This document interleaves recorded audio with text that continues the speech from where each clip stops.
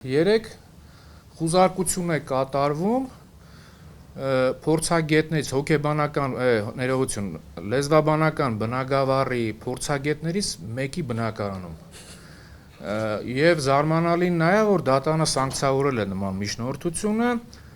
իսկ թեման հետեւյալն է եթե մինչեւ այս վերջի 5 ամսվա ընթացքում այս ապացույցները կարծես թե ըստ Վարույթի հանրային մասնակիցների ապացույցի կարգավիճակ չունեն, որովհետև այնտեղ պետքա լինի փորձագետի եզրակացություն, կարծիքը դրան փոխարինող չի, իհարկե ինչը հակադրվում է գործող քրեական դատավարության կարգավորումներին, 5-րդ ամսվա ընթացքում բնակարանի խուզարկություն ու վարկածը հետևյալն է, որ այ փաստաբանական հարցմամբ ձեզ դիմաց Ռուբեն Հակոբյանին մյուս երկու փորձագետների տվյալները դուք եք տվել, հարգելի փորձագետ,